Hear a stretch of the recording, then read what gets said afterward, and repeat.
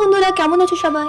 এইবার প্রথমবার আমরা আমাদের বাড়ির পুকুরে মাগুর চাষ করব। এর আগে আমরা কখনো মাগুরের চাষ করিনি। ঘর থেকে বেরিয়ে দেখি বাবা বাজার থেকে মাগুর মাছের পোনা কিনে নিয়ে এসেছে। মানে 2000 পিস মাগুর মাছের পোনা রয়েছে। তো বাবা এক এক করে পাঁচটা পাঁচটা করে গুনে নিচ্ছে যে 2000টা পিস আছে কিনা। পোনাগুলোকে গোনা শেষ হয়ে গেলে ছাঁকনির মধ্যে সেই নোংরা জলগুলোকে ছেঁকে নিয়ে বালতি পরিষ্কার জলে দিয়ে দিলাম। পোনাগুলোকে গুনতে গুনতে একটা পোনা নিচে পড়ে গেল। তো সেই পোনাটাকে উঠিয়ে আবার হাঁড়ির মধ্যে দিয়ে দিলাম।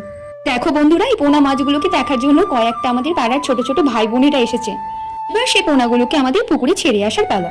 তাই বালতিতে করে আমরা পোনাগুলোকে নিয়ে পুকুরের দিকে এখন রওনা হলাম। দেখো বন্ধুরা, এটা আমাদের জমির মধ্যে লঙ্কার গাছ লাগানো হয়েছে। লঙ্কার গাছগুলো কিভাবে ভালোভাবে বড় হয়ে উঠছে, কেমন ফলন দিচ্ছে, আমি নেক্সট ভিডিওতে সব বানিয়ে দেখাবো। এই যে এটা আমাদের বাড়ির ছোট্ট সেই পুকুর। এই পুকুরের মধ্যে আমরা সেই মাগুর মাছগুলোকে চাষ করব। জানি না সেই মাগুর মাছগুলো আমরা ভালোভাবে চাষ করতে পারবো কিনা, মাগুর মাছগুলো বড় হতে পারবে কিনা, সেই পোনাগুলোকে কি খাওয়ালে তারা ভালোভাবে বড় হয়ে উঠবে, কি করলে বেশি ভালো হবে। বন্ধুরা, তোমরা আমাকে কমেন্টের মধ্যে জানাও। দেখা হবে আমাদের নেক্সট ভিডিওতে। এখন এখানেই টাটা।